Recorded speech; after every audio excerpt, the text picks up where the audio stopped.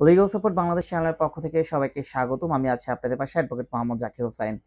আজ আমি যে টপিকটি নিয়ে আলোচনা করব তা হলো পলিটিক্যাল মামলার ফিউচার কি।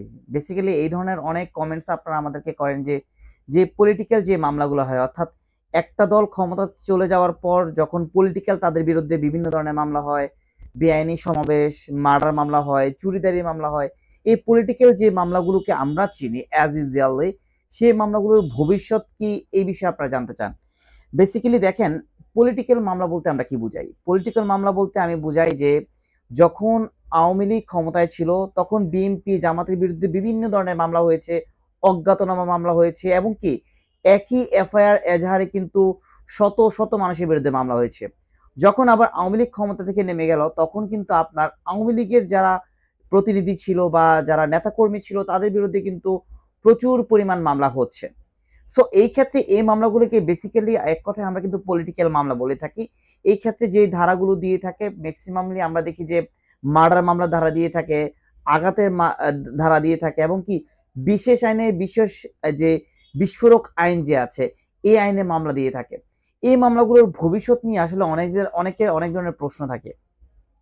আমি আজ আপনাদেরকে এই বিষয়টা একটু ক্লিয়ার করে দেবো যে বেসিক্যালি যখন পলিটিক্যালি কোনো একটা মামলা হয় তখন এগুলোর ভবিষ্যৎ কি হবে।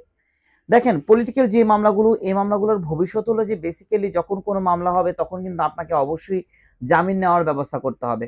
অর্থাৎ জামিন যদি নিয়ে নিতে পারেন, মনে করবেন যে আপনি ম্যাক্সিমাম টাইমে আপনি একদম সেফ জোনে আছেন, অর্থাৎ আপনার কোনো জটিলতা নেই, জাস্ট ডেট বাই ডেট আপনি হাজিরা দিলেই চলবে। এখন বলতে পারেন যে যদি ডেট বাই ডেট আমি কতদিন হাজিরা দিব, বিকজ একটা সার্টেন আমরা দেখেছি যে এমনও পলিটিক্যাল মামলা আছে যেগুলো 15-16 বছর ধরে চলে যাচ্ছে, অর্থাৎ এগুলোর কিন্তু সাক্ষী আসছে না। সাক্ষী কারা থাকবে এইসব মামলাগুলো? যারা তদন্ত অফিসার করেছেন, যারা জব্দ করেছেন, যারা ইনভেস্টিগেশন অফিসার ছিল, তারা কিন্তু এই মামলার মূল সাক্ষী।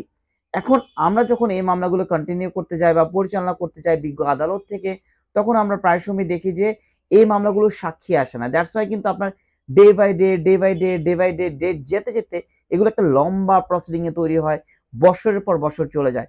কিন্তু ফাইনালি ফিউচারে আমরা দেখি যে এই মামলাগুলো ম্যাক্সিমাম ক্ষেত্রেই খালাস পেয়ে যায়। কেন খালাস পায় এই কথাটা আমি আপনাদেরকে একটু ব্যাখ্যা করে দিচ্ছি। বিকজ যারা সাক্ষী আছেন সেই সাক্ষীগুলো কিন্তু ভালো করে সাক্ষী দিতে পারছে না, এবং কি স্পেসিফিক কে কোন অপরাধ করেছে এই অপরাধের ব্যাখ্যাগুলো কিন্তু সাক্ষী দিতে পারে না। এবং যখন বিজ্ঞ আইনজীবী যখন তাদেরকে জেরা করছে, সেই জেরার মাধ্যমে কিন্তু তারা প্রপারলি আনসার দিতে পারছে না। দ্যাটস ওয়াই কিন্তু ম্যাক্সিমাম পার্সনই কিন্তু এখান থেকে খালাস পেয়ে যাচ্ছে। তবে যেই পার্সনগুলো সাজা হচ্ছে সেই পার্সনগুলোর বিরুদ্ধে কিন্তু স্পেসিফিক এলিগেশন সাক্ষীরা দিচ্ছে, এবং জেরার মাধ্যমেও স্পেসিফিক এলিগেশন প্রমাণ পেয়ে যাচ্ছে। দ্যাটস ওয়াই খুব সামান্য কয়েকজন বিরুদ্ধে কিন্তু সাজা হচ্ছে, আর ম্যাক্সিমাম পার্সন যারা আছেন তাদের বিরুদ্ধে কিন্তু আপনার খালাস পেয়ে যাচ্ছে। সো আমি একটা কথা বলতে চাই যে পলিটিক্যাল মামলার ফিউচার বেসিক্যালি কোনো কিছুই না। যদি আপনি সাক্ষী যারা মাধ্যমে কনফার্ম করতে পারেন যে স্পেসিফিক আপনি কি অপরাধ করেছেন, এই জেরায় যদি সাক্ষীরা যদি কনফার্ম না করতে পারে, তাহলে অবশ্যই কিন্তু আপনি এই মামলা থেকে অব্যাহতি পেয়ে যাবেন।